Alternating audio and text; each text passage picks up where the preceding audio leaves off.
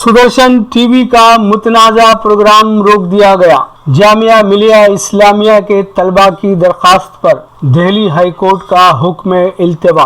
Delhi high court ने Sudarshan TV को उसका प्रोग्राम बिंदास बोल टेलीकास्ट करने से रोक दिया है, जिसके प्रोमो में दावा किया गया कि चैनल सरकारी खिदमत में मुसलमानों की दरअंदाजी के लिए एक बड़ी साजिश को बेनकाब करने वाला एक प्रोग्राम पेश करेगा। ये शो जुमा की रात 8 बजे पेश किया जाने वाला था। जस्टिस नवीन चावला ने एक नोटिस जारी की और मरकजी हुकूमत, union public service commission, Sudarshan TV और उसके editor in chief Suresh Chauhan से जवाब तलब किया। जामिया मिलिया इस्लामिया यूनिवर्सिटी के मौजूदा और साबिक तलबा ने ये दरख्वास्त दाखिल की थी। हाई कोर्ट ने इस मामले की समाअत 7 सितंबर को मुकर्रर की। इस दरख्वास्त में कहा गया कि मुजव्वज़ा प्रोग्राम से जामिया मिलिया, उसके फरगुत तहसील तलबा और बिलुमूम मुसलमानों के खिलाफ नफरत को हवा दी गई है और उन्हें बदनाम करने की कोशिश की गई है। समाअत के दौरान एडवोकेट शादा फरासत ने दरख्वास्त गुजारों की जानिब से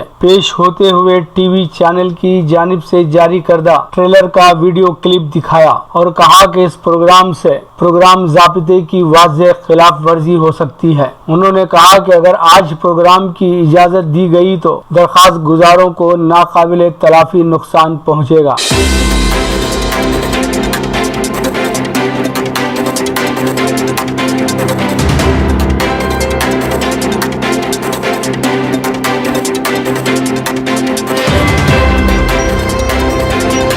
श्रीनगर में मुहर्रम जुलूस निकालने की कोशिश, पुलिस लाठी चार्ज। श्रीनगर में सिक्योरिटी फोर्सेस ने मुहर्रम जुलूस निकालने की कोशिश को नाकाम बनाने के लिए लाठी चार्ज किया, जिसके दौरान 30 से ज्यादा अज़ादारों को हिरासत में लिया गया। श्रीनगर में 1990 के दहक के अवाइल में सिक्योरिटी वजूहात की बिना पर ताजिया जुलूस पर पाबंदी लगाई गई थी, जो अब तक बरकरार है। डिविजनल कमिश्नर कश्मीर ने जुमेरात की शाम ये बात दोहराई थी कि कोविड-19 वबा के पेश नजर कश्मीर वादी के तमाम अजला में तमाम मजहबी जुलूसों और इज्तिमाआत पर सख्त तहदीदात रहेंगी। अज़ादारों ने, जिनमें बेशतर नौजवान थे, तहदीदात की खिलाफ वर्जी और शहर के इलाके बटा मालू में मुहर्रम जुलूस निकालने की कोशिश की। अज़ादारों का एक ग्रुप मरसिया पढ़ते हुए और नारे लगाते हुए बटा मालू से सिविल सेक्रेटरीट के करीब पहुंच रहा था। ताहम सिक्योरिटी फोर्सेस और पुलिस ने फौरी हरकत में आते हुए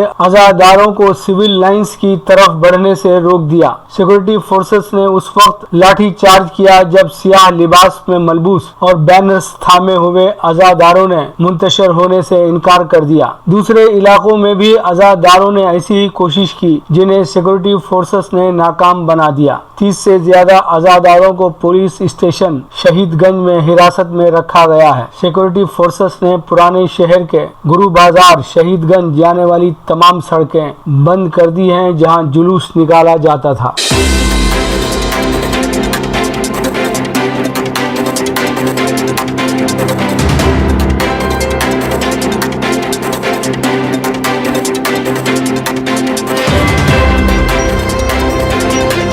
बहरे रूम में इख्तिलाफात का हल सियासी मुज़ाकरात में पिन्हा। जर्मन चांसलर अंजेला मर्केल ने कहा कि मशरक़ी बहरे रूम में कशीदगी का खात्मा मुज़ाकरात के जरिए मुमकिन होगा। चांसलर ने कहा कि तुर्की और यूनान के दरमियान कशीदगी कम कराने की मैंने कोशिश की। यह सिर्फ उसी वक्त मुमकिन हो सकता है जब फरीक़ैन इसमें मुसलसल राब्ता रखें। इक़्तिसादी इलाके की तक़सीम के मौजू पर जारी मुबाहिसा सियासी मफाहमत के तहत होना चाहिए और जर्मनी इस सिलसिले में अपनी कोशिश कर रहा है। उन्होंने कहा कि इस सिलसिले में फ्रांसीसी सदर से उनकी तफसीली बातचीत हुई है। नाटो के 2 रुकन मुमालिक यानी तुर्की और यूनान के दरमियान ये इख्तिलाफात है जिसे मामूली नहीं लेना चाहिए।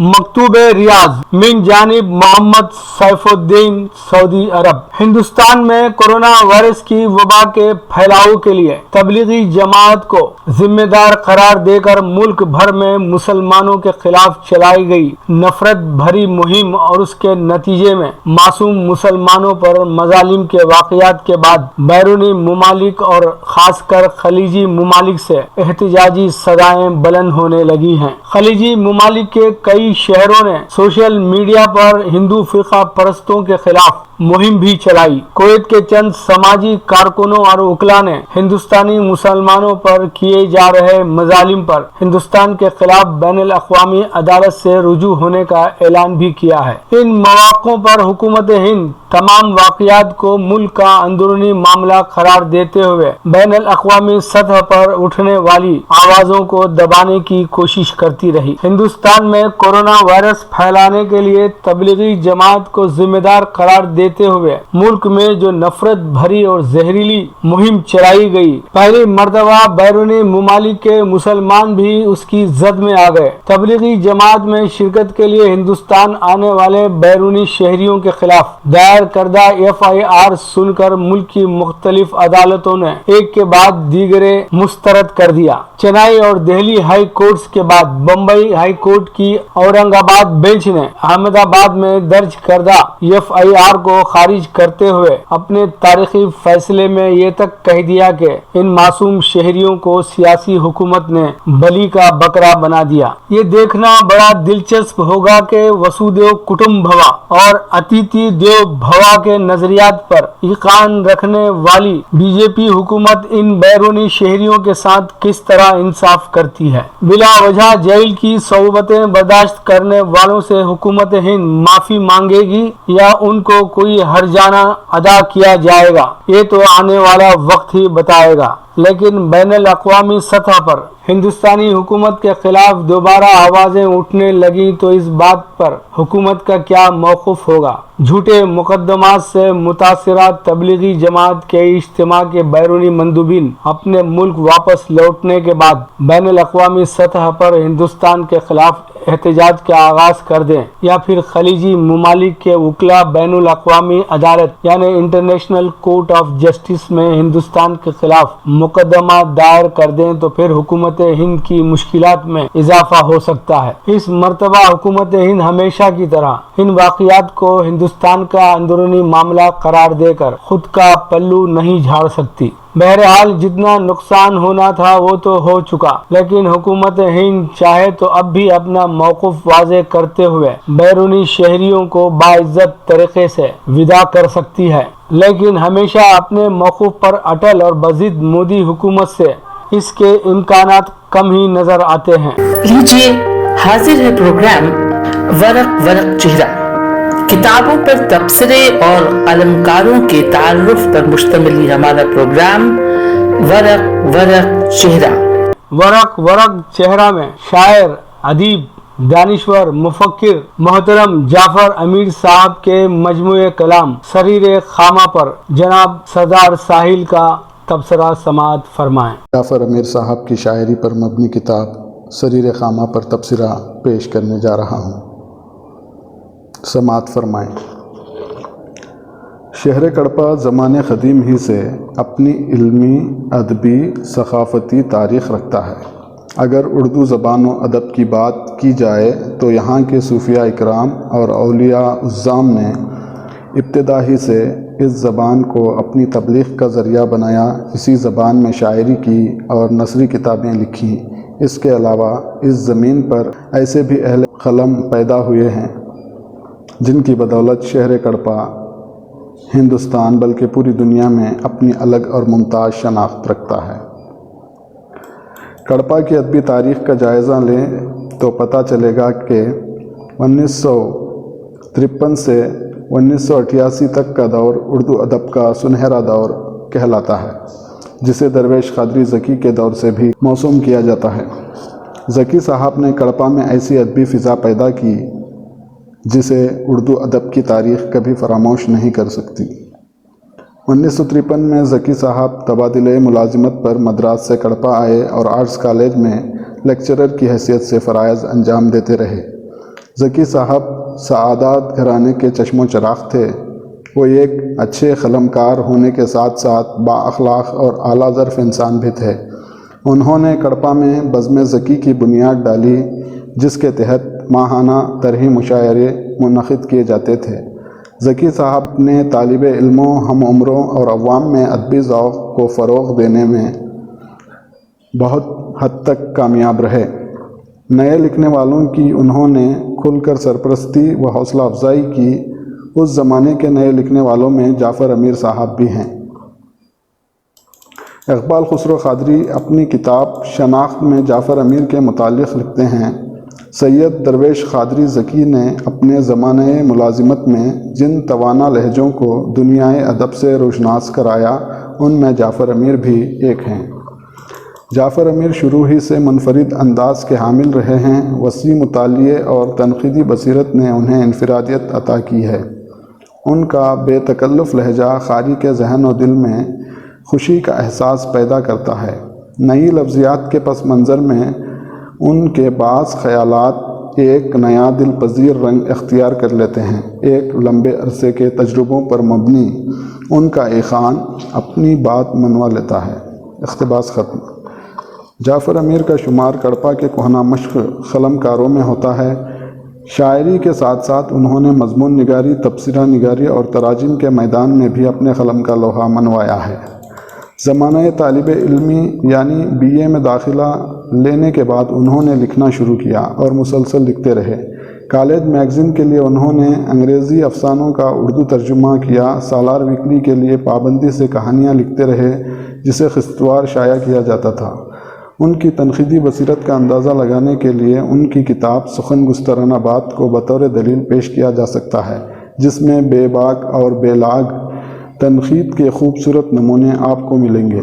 رہی بات ان کی شاعری کی، تو جعفر امیر صاحب نے 1958 میں اپنی شاعری کا آغاز کیا۔ جعفر صاحب نے باقاعدہ طور پر کسی استاد سے شاعری کا فن نہیں سیکھا، بلکہ ابتدا میں ذکی صاحب سے مشورہ سخن کیا اور پھر کسی استاد سے رجوع نہیں ہوئے۔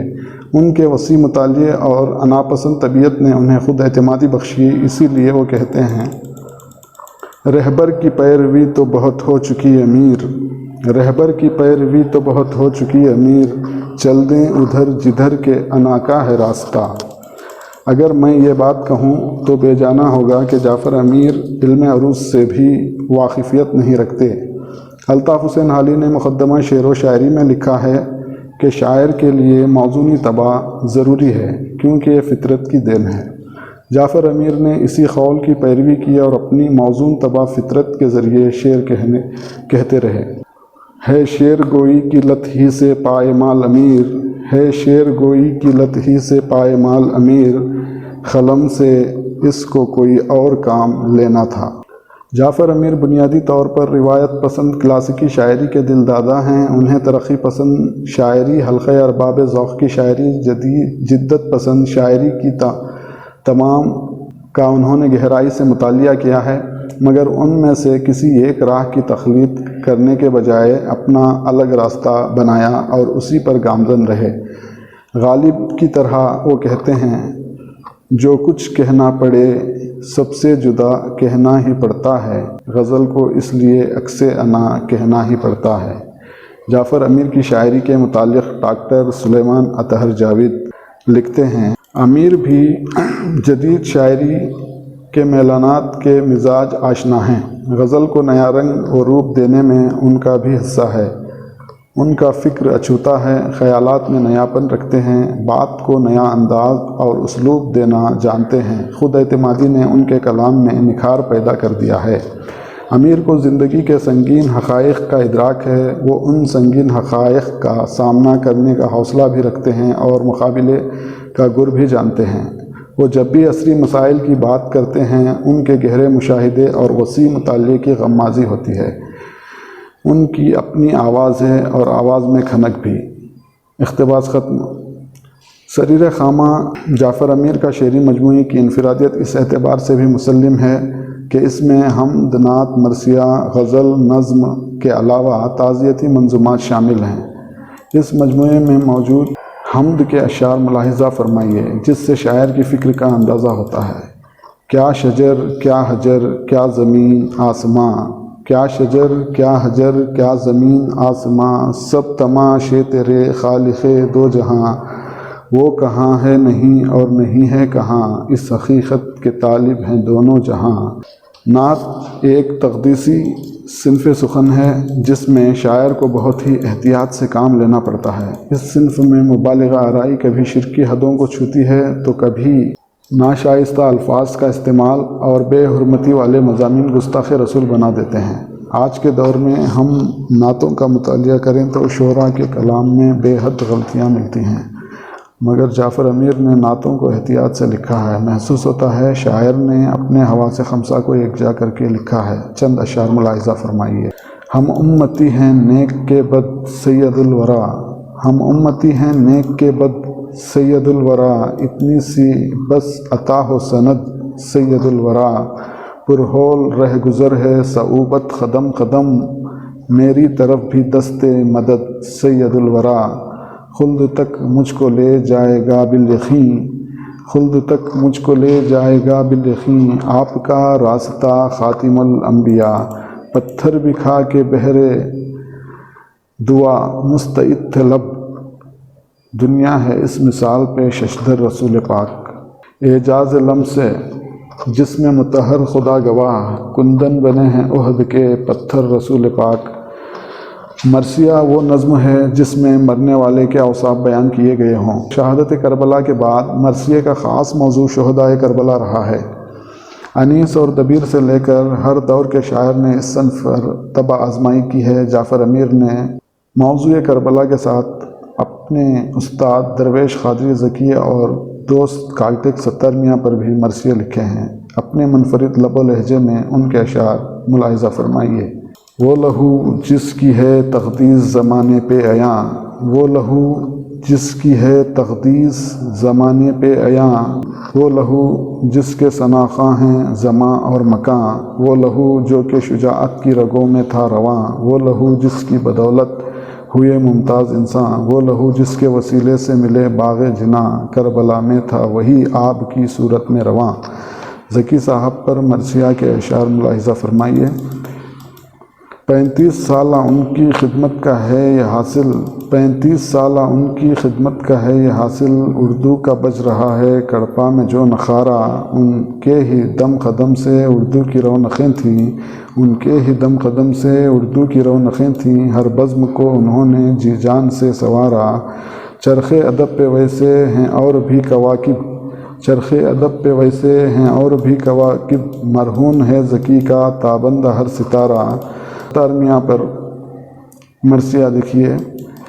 جو تھے ہر مہرباں کے مہرباں اب نہیں ہم میں، جو تھے ملت کے سچے پاسباں وہ اب نہیں ہم میں، سخاوت میں جو تھے حاتم زماں وہ اب نہیں ہم میں، جو تھے خود میں مثالی میزباں وہ اب نہیں ہم میں، رہے گا جب تلک انسانیت کا شائبہ باقی، رہے گا حضرت ستار کا بھی تذکرہ باقی۔ جعفر امیر نے اپنے برادر نسبتی انور اللہ انور کی تلاش معاش میں عمان کی روانگی کے وقت کہی گئی نظم عزیزی من انور کی نظر کے عنوان سے شامل ہے، جس میں انہوں نے برادر نسبتی کے تئیں اپنی دلی محبت اور وطن سے جدائی کے غم کا اظہار کیا ہے، جو مثالی ہے۔ وہ انور صاحب کے متعلق لکھتے ہیں کہ جا رہا ہے دور تو اپنے وطن سے اے ندیم، جا رہا ہے دور تو اپنے وطن سے اے ندیم، فی امان اللہ کہتا ہے ہر ایک قلب سلیم، فی امان اللہ کہتا ہے ہر ایک قلب سلیم، استقامت سے عزائم بار آور ہوں تیرے، استقامت سے عزائم بار آور ہوں تیرے، مہرباں ہو تجھ پہ غربت میں خدا وندے کریم، جا سپرد رب کعبہ تجھ کو کرتا ہے امیر، جا سپرد رب کعبہ تجھ کو کرتا ہے امیر، دیدے نم میں رہے گی تیری یہ صورت مقیم۔ جب ہم کلاسیکی ادب پڑھتے ہیں تو اکثر ہمیں ایسے اشعار دیکھنے کو ملتے ہیں جس میں شاعر اپنی محبوبہ کے زلف و رخسار کی تعریف کرتا ہوا یا پھر محبوبہ کی جدائی اور بے وفائی کے نغمے گاتا ہوا نظر آتا ہے۔ بہت کم شعراء ایسے گزرے ہیں جن کی محبوبہ خود ان کی بیوی ہو، جیسا کہ جاں نثار اختر نے اپنی بیوی صوفیہ سے اپنے دلی لگاؤ کا ثبوت اپنے اشعار میں دیا ہے۔ یہی انداز جعفر امیر کے کلام میں بھی محسوس کیا جا سکتا ہے۔ جعفر امیر کی محبوبہ کوئی اور نہیں بلکہ خود ان کی بیوی خمر النساء ہیں۔ ان اشعار کا مطالعہ کرنے کے بعد قاری خود سمجھ جائے گا کہ وہ کس قدر اپنی بیوی پر فریفتہ ہیں۔ یوں زندگی پہ میری ڈالا قمر نے سایہ، یوں زندگی پہ میری ڈالا قمر نے سایہ، بن کر تھی تیرا رستوں میں روشنی کا حالہ، میں موند لوں گا آنکھیں یا رب بصد مسرت، قرب قمر عطا ہو مجھ کو بوقت رحلت، دیوانہ وار اس سے کرتا رہا ہوں الفت، دل کے جہاں پہ اس کی چلتی رہی حکومت، ایک پے کرے نزاکت شرم و حیا کا پتلا، بادل کی اوٹ سے ہو ایک چاند جیسے نکلا، دل کو ہے ایک ضد کے کہہ دوں میری کہانی، کچھ میں بھی ہوں دیوانہ الفت بھی ہے دیوانی۔ شاعری بہت حد تک دلی جذبات کی ترجمان ہوتی ہے۔ شاعر جب کبھی سماج میں ناانصافی، بربریت، ظلم و ستم کا ماحول پاتا ہے، اس کے دل سے ایک صدا نکلتی ہے جسے وہ صفحہ خرطاس پر منتقل کر دیتا ہے۔ اس طرح کی اکثر نظمیں ترقی پسندوں کے ہاں نظر آتی ہیں۔ نظم 26 جنوری میں یہی کیفیت نظر آتی ہے۔ اس نظم میں جعفر امیر نے ہندوستان کے جمہوری نظام میں عوام کو پیش آنے والی ناانصافیوں کو موضوع طنز بنایا ہے۔ جو خواب آزادی سے قبل ہندوستانیوں نے دیکھا تھا، وہ آزادی کے بعد کس طرح پائمال ہوا، بہت عمدگی سے پیش کیا گیا ہے۔ ہو جاتا ہے دل اور پریشان وہ ہرساں، ہو جاتا ہے دل اور پریشان وہ ہرساں، ماضی سے ملاتا ہوں میں جب حال کی کڑیاں، ایک بات ہوا جاتا ہے افسوس نمایاں، ماضی کے تصور میں تھا بے خار گلستاں، اور حال ہے شاداب ببولوں کا بیاباں، پامال بھی ابھی ہوتے ہیں معصوموں کے ارماں، پامال ابھی ہوتے ہیں معصوموں کے ارماں، غربت ہے ابھی ہند میں افلاس بداماں، مفلس کی ہے آنکھوں میں غم و درد کا طوفان۔ نظم دوشیزہ میں جہیز جیسی لالچی اور مہلک رسم پر طنز کیا ہے۔ یہ بات سچ ہے کہ اس رواج کے دوران مرد زمانے میں بکنے لگے ہیں۔ یہ مہلک مرض صرف کسی مخصوص حلقے تک محدود نہیں بلکہ اس میں امیر، متوسط، غریب، تعلیم یافتہ، ناخواندہ، بڑے بڑے قوم کے رہنما مبتلا ہیں۔ اور آج جہیز کی رقم کے آگے کوئی عیب نظر نہیں آتا۔ اونچے داموں پہ ہے بکنے کو تمنا جب سے، جن سے بازار بنے مرد خریدار نہیں، جن سے بازار بنے مرد خریدار نہیں، کتنا لے آئے گی ساتھ اپنے دلہن مال و منال، کتنا لے آئے گی ساتھ اپنے دلہن مال و منال، ماں سوا اس کے نظر کا کوئی معیار نہیں، سب نظر آتے ہیں جوڑے کی رقم کے طالب، حسن سیرت کے یا صورت کے طلبگار نہیں، قرب شیریں کی ہوس یوں تو سبھی رکھتے ہیں، قرب شیریں کی ہوس یوں تو سبھی رکھتے ہیں، کوہ کن بننے پہ کوئی تیار نہیں۔ نظم مادر علمی کے نوجوانوں سے خطاب میں جعفر امیر نے دور حاضرہ میں اردو ادب کے زوال پذیر ماحول، خصوصاً مشاعروں کے گرتے ہوئے معیار کی عکاسی کی ہے کہ کس طرح لوگوں میں شاعری سننے کا شوق پسپا ہوتا جا رہا ہے۔ ایک وہ دور تھا جس میں ہر شخص، ہر خاص و عام کو مشاعروں کا بے صبری سے انتظار ہوتا تھا، اور سامعین میں معیاری و غیر معیاری شاعری کی پرکھ موجود تھی۔ آج کے ٹیکنالوجی کے زمانے میں کسی کو فرصت ہی نہیں کہ ادب کا مطالعہ کریں، زبان سیکھیں، مادری زبان کی ترقی کے لیے کچھ کریں۔ کس کو پل بھر کی ہے فرصت کون سنتا ہے غزل، کس کو پل بھر کی ہے فرصت کون سنتا ہے غزل، دیکھتا کون ہے شاعر کے نہاں زخم جگر، سر میں کوئی گم ہے کوئی لے میں یا آواز میں، یعنی لیتا ہی نہیں مضمون کی کوئی خبر، محفل شعر و سخن کی دیکھ کر یہ ابتلا ہوتی جاتی ہے عرص شاعری کی آنکھ تر۔ جعفر امیر کی غزلوں میں بھی اردو شاعری کے ختم ہونے کا ذکر ہے۔ شاید انہیں اس بات کا اندازہ ہو گیا ہے کہ بہت جلد یہ زبان اپنے زوال کو پہنچ جائے گی، کیونکہ دور حاضرہ میں مادری زبان اردو بات کرنے والا حلقہ ایک بڑی تعداد میں نظر آتا ہے، مگر اردو پڑھنے اور لکھنے والے لوگ بہت کم نظر آتے ہیں۔ ختم ہے ہم پہ شاعری شاید ختم ہے ہم پہ شاعری، شاید ہے یہی دور آخری، شاید آج سن لو کل یہی آواز، آج سن لو کہ کل یہی آواز ہوگی کانوں کو اجنبی، شاید کسی زبان کی شاعری کیوں نہ ہو، شاعری کا اہم موضوع درد و غم رہا ہے، کیونکہ شاعر کے نزدیک خوشی و مسرت کے مقابل درد و غم کی زیادہ اہمیت ہوتی ہے۔ یوں سمجھیے کہ وہ درد و غم کو ایک انمول تحفہ سمجھتا ہے۔ یہی احساس جعفر امیر کے کلام میں نظر آتا ہے۔ وہ درد و غم سے گھبراتے نہیں بلکہ اسے اپنے تسکین کا سامان سمجھتے ہیں۔ نمونے کے طور پر چند اشعار ملاحظہ فرمائیے۔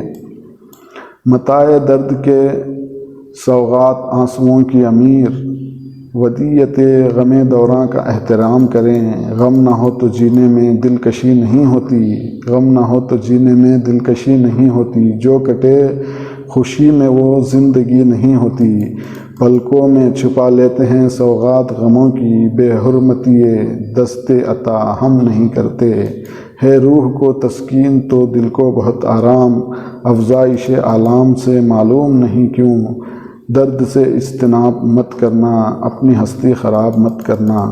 اچھے شعر صدیوں پر محیط رہتے ہیں، جس کی اہمیت ہر دور میں ہوتی ہے، جس کے ذریعے شاعر کا نام دنیا میں زندہ جاوید ہو جاتا ہے۔ اسی زمرے کے کچھ شعر ملاحظہ فرمائیے۔ کل کیا ہو نئے خواب کا انجام، مگر آج تعبیر سے دل اپنے بہلنے تو لگے ہیں، نظر کی حد سے تو بڑھ کر نہیں مقام فلک، نظر کی حد سے تو بڑھ کر نہیں مقام فلک، تو کیوں عروج کو منسوب اس کا نام کریں، اعجاز تخیل ہی نے پتھر کو کیا تاج، پتھر میں کبھی وصف یہ پیدا نہیں ہوتا، کیا حرف و صوت و معنی وہ مفہوم کی بساط، مطلوب کائنات کی وسعت ہے ذہن میں، حیات نام نہیں صرف سانس لینے کا، حیات نام نہیں صرف سانس لینے کا، ہر ایک سانس میں ہوتی ہے جان کنی کی تلاش۔ سریر خامہ پر تبصرہ کرتے ہوئے ظہیر ناصر صاحب کہتے ہیں، جعفر امیر کی شاعری لطیف جمالیاتی احساس کی آئینہ دار ہے، پیش پا افتادہ مسائل کے ساتھ کچھ نوسٹالجیا کا اظہار جا بجا اشعار میں محسوس ہوتا ہے۔ بالخصوص اردو شعر و ادب کی خوشگوار محافل اور پرانی قدروں کی یادیں انہیں بے چین کرتی ہیں، شعر کے قالب میں ڈھل جاتی ہیں۔ جدت پسندی کے ساتھ ساتھ روایت سے جڑے رہنا آپ کی شاعری کا خاصہ ہے۔ اقتباس ختم۔ سریر خامہ کا مطالعہ کرتے وقت قاری یقیناً شہر کڑپا کے ماضی کو قریب سے دیکھ سکتا ہے۔ فراق گورکھپوری کی طرح رات کی قدرتی نیرنگیاں اور جمالیات انہیں نظم کرنے میں مزہ آتا ہے۔ اس اعتبار سے اگر جعفر امیر کو شاعر نیم شب کہا جائے تو بے جا نہ ہوگا۔ از دل خیز بر دل ریز کی خصوصیت کا حامل یہ مجموعہ کلام ادبی حلقوں میں مقبول ہوگا۔ داخلی کیفیات اور خارجی عوامل پر مشتمل آپ کی شاعری مثبت قدروں کی امین ہے۔ زبان کی فصاحت اور صفائی سے معمور اشعار دل کو چھو لینے والے ہیں۔ جدیدیت اور جدت کی للک نے اشعار کو گنجلک اور چیستان ہونے نہیں دیا، جو شاعر کی قادر الکلامی پر دلالت کرتا ہے۔ آج دانشوری کے زوال پذیر ماحول میں آپ کا داخلی کرب بھی محسوس ہوتا ہے۔ ورق چہرہ، کتابوں پر تبصرے اور النکاروں کے تعارف پر مشتمل ہمارا پروگرام ورق چہرہ۔